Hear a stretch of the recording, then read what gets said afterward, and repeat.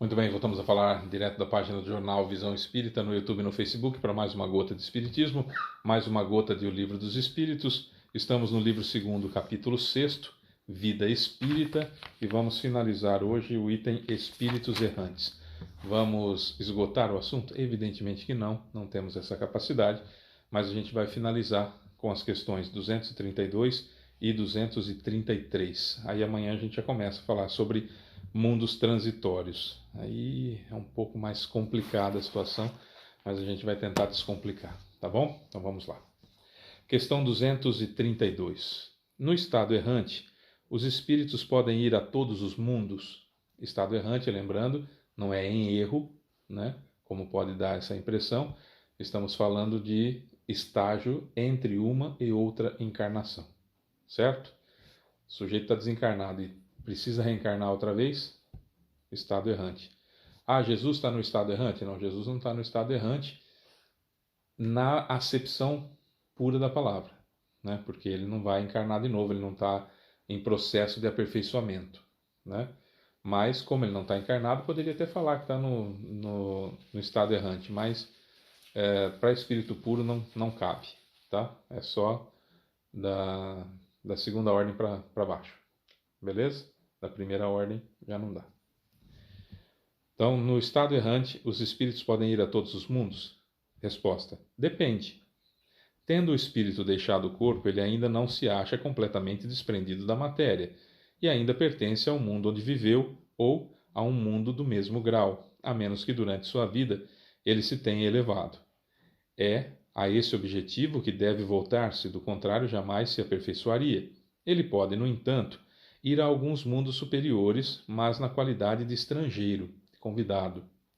Nada mais faz, por assim dizer, do que entrevê-los, e é isso que lhe desperta o desejo de tornar-se melhor para ser digno da felicidade que nele se desfruta e para poder habitá-los mais tarde. Então vamos lá. Nós estamos em um planeta de provas e expiações. Então, o tipo de perispírito, a carga perispiritual, o nosso corpo espiritual, nosso corpo astral, nosso perispírito, ele tem uma densidade, ele tem uma denso, não denso, denso, não denso. O perispírito ele tem uma densidade que, se você olhar para ele, quem conhece espíritos superiores olham para o perispírito da gente e sabe que a gente faz parte de um planeta de provas e expiações, ou faz parte de um planeta de regeneração, ou faz parte de um mundo feliz, ou faz parte de um mundo divino, ou de um mundo primitivo, de acordo com o tipo do nosso perispírito. Então, como se fosse uma roupa que você usa, vamos colocar assim. Então, você usa uma roupa de monge, deduz-se que você é um monge. Você usa uma roupa de freira, deduz-se que você é uma freira. Então, olhando, você já reconhece. Então, como é perispírito, então nós estamos falando que não tem como você colocar em outro lugar. Quando a gente explica que o espírito está no umbral, por exemplo, e não tem condições de entrar na colônia, é porque o perispírito dele está muito denso na colônia, ele vai passar mal, ele vai se sentir muito mal, né? Então nós temos que entender que o meu perispírito ele demonstra o meu grau de evolução, e pelo meu grau de evolução eu pertenço àquela classe, àquela escola, como se fosse o primeiro colegial, o segundo colegial e o terceiro colegial, que hoje é ensino médio, né? Primeiro e segundo e terceiro do ensino médio. Se você é do primeiro do ensino médio, não dá para colocar você no segundo. Se você é do primeiro, não dá para colocar no terceiro. Se é do segundo, não dá para colocar no terceiro. A não ser que você evolua demais, então você pode pular essa etapa. É isso. A resposta foi exatamente essa. Ah, mas dá para eu ir, por exemplo, como André Luiz foi e conheceu, como a mãe do Chico Xavier foi conhecer Júpiter, que pode até ser, na realidade, não Júpiter, mas uma lua de Júpiter que tem as características da Terra. Enfim, mas o fato é que a mãe do Chico Xavier foi conhecer o mundo feliz. Não tinha condições de viver lá, mas foi até lá e trouxe essa informação no livro Maria de Deus, escrito pelo Chico Xavier. Ela fala do mar de metano, enfim, do mar, né, mais puxado para magenta e tudo mais, e algumas características que só muitos anos depois as sondas espaciais conseguiram comprovar. E os grandes telescópios conseguiram comprovar em Júpiter e também nessa Lua que orbita Júpiter e que tem as características e até o tamanho da Terra. Então, podemos ir como convidados até lá, como acontece quando o corpo da gente dorme. Então, dá para a gente ir numa colônia espiritual visitar um ente querido? Dá. Muitas vezes a gente é levado até lá por espíritos superiores, desde que estejamos devidamente preparados, e muitas vezes até numa espécie de redoma, de cápsula, que a gente fica lá e não sente os efeitos da colônia, que é muito etéreo para nós, por exemplo, muito elevado demais para nós. Eu até posso ir, mas eu sempre vou como convidado, levado por alguém devidamente protegido, para que aquilo não me faça mal nenhum e para que eu veja como que é o mundo superior, para que eu almeje cada vez mais ir para lá. E todos nós temos isso dentro da gente. Essa coisa que todas as épocas da humanidade, todos os povos sempre tiveram de céu, tem o céu, tem o paraíso, tem isso, tem aquilo, sempre foi essa ideia de a gente sabe que existe lugares mais felizes, a gente sabe que existem espíritos mais felizes, a gente sabe que existem espíritos em condições muito melhores do que a gente. A gente sabe disso, lá no fundo a gente tem isso, porque a gente se lembra, traz de outras encarnações, sempre tivemos essas informações. E o fato é esse, entendeu? Na questão 233, Kardec faz a pergunta invertida. Olha que interessante. Os espíritos já depurados vêm de vir aos mundos inferiores? Resposta: frequentemente, a fim de ajudá-los a progredir. Sem isso, esses mundos estariam entregues a si mesmos, sem guias para orientá-los. Aconteceu com a Terra o tempo todo. Se nós pegarmos só os grandes nomes, nós vamos ver que todas as religiões, todas as partes do mundo, os grandes nomes eram missionários prepostos do Cristo, vindos para trazer informação para a Terra. Desde a roda, o fogo. No livro Eustáquio, 15 séculos de uma trajetória, por exemplo, do seu Abel Glasser, psicografia do seu Abel Glasser, escrito por seu Caibar Schutter, o Espírito. Conta 17 encarnações do mesmo espírito, do Eustáquio. Em uma delas, ele já bastante evoluído intelectualmente, ele nasce no Brasil, que nem tinha sido descoberto ainda. Né? Nasce meio aos índios, vem com o nome de Tatuí-Piaba, e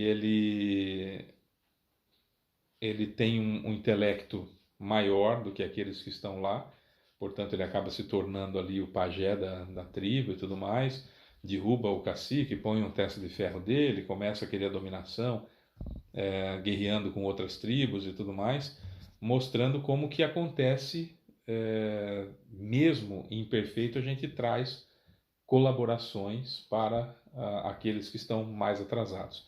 Desde quando a Terra passou de mundo primitivo para provas e expiações, muitos missionários vieram e foram retratados. Então a gente tem esses nomes de grandes vultos, né, que trouxeram grandes contribuições para a humanidade em todas as épocas.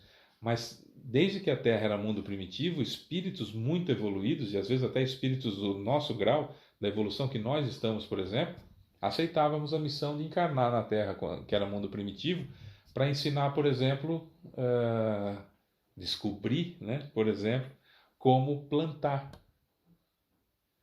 como cozinhar a comida, como ferver a água, para menos pessoas morrerem. Missionários, espíritos já depurados, que vêm aos mundos inferiores para dar a sua contribuição de evolução para cada um de nós, para a humanidade. E não precisa ser espírito do porte de Jesus para vir em planeta primitivo. Podemos ser nós, da evolução que nós temos, por exemplo. Quanto que você pode dar de contribuição com o seu conhecimento, com a sua inteligência, com a sua habilidade de resolver problemas no mundo primitivo, por exemplo? Pode acontecer. Você sai do corpo e aí vai chegar, seu corpo morre, você volta para a colônia e chega lá, você fala, eu quero uma missão para eu poder ajudar os meus irmãos em humanidade, eu não quero sair da Terra e tal coisa e tal. Não, da Terra você vai precisar sair, não vai ter jeito. E se a gente for para o mundo primitivo? Eu vou, não tem problema nenhum. O que você sabe fazer? Ah, eu conheço todo o processo de fazer açúcar a partir da cana-de-açúcar. Ah, é? Então, beleza, nós vamos levar você então para o mundo primitivo e você vai fazer isso lá. Beleza, vai nascer e vai ser aquela pessoa diferente, que tem outras ideias, que pode até ser morto por aqueles que estão lá porque é diferente, porque tem ideias novas, enfim. Aquilo que a gente já viu e muitas vezes no cinema e em romances e em livros doutrinários, né, da pessoa que tem um conhecimento diferente. Tem até um filme, eu preciso saber o nome daquele filme que se passa na África e eles não, a dificuldade maior é conseguir água. E o molequinho, ele ele tem a ideia de construir um moinho de vento, um moinho não, através do vento gerar energia eólica através do vento que liga a bomba e faz a bomba puxar a água do poço e jorrar. E o pai dele, nossa, coitado do moleque, dá até desespero assistir o filme.